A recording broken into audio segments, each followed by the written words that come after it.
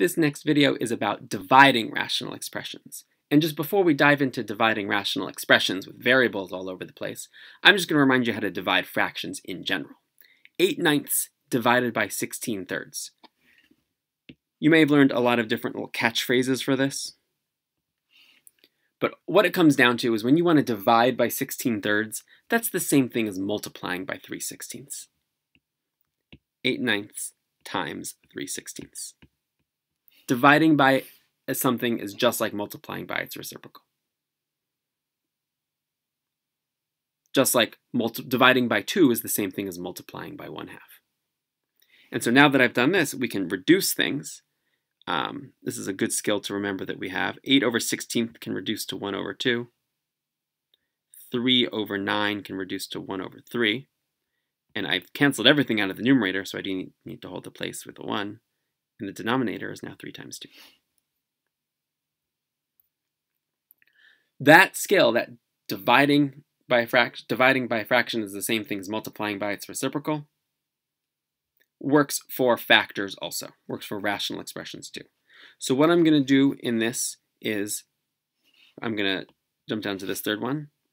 I'm going to take x squared minus 16 over 12y plus 36, and it says divide by x squared minus 12x plus 32 over y squared minus 3y minus 18.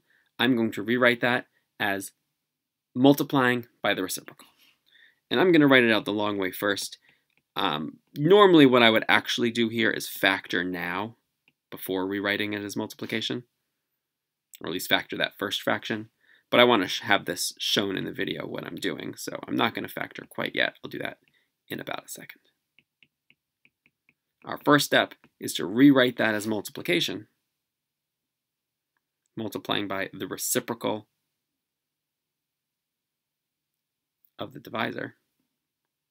And now I can do the same thing I did before with multiplication, factor whatever I can, cancel whatever I can, see what we're left with. X plus 4 times x minus 4 over, we can pull out a 12. Don't forget GCFs is a way to factor also.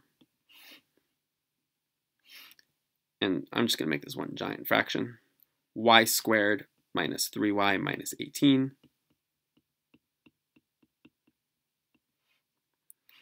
over x squared minus 12x plus 32. That'll work with -8 and -4. And then we'll just see what cancels out. The x minus 4's cancel. The y plus 3's cancel. By the way, be careful, an y plus 3 and an x plus 3 would not cancel out. The variables matter too. Nothing else cancels, so I'm left with x plus 4 times y minus 6 over 12 times x minus 8. As for domain restrictions, and this is a tiny twist from what we did before, you just have to be careful with domain restrictions. Nothing in the denominator can equal 0. But that's also true for our original denominator. I can't have any of those, that denominator be equal to 0 either, even though I move it up to the numerator. I can't divide by a number that doesn't exist. And so because that y squared minus 3y minus 18 was in the denominator to begin with, that means that any of the zeros from that expression, y squared minus 3y minus 18, would have to be restricted. So y can't equal 6, and y can't equal 3. Sorry, -3. Now, the y can't equal -3, we would have known that anyway from this denominator, when we cross that off there. But it's important to notice that even the one that wasn't in the denominator in the end, because it was in the denominator earlier, it does give us a domain restriction. And the same thing is true for the x's. Nothing that was ever in a denominator could equal 0. So that means that these guys, which are in the denominator now, they can't equal 0 either. So x cannot equal 8 or 4.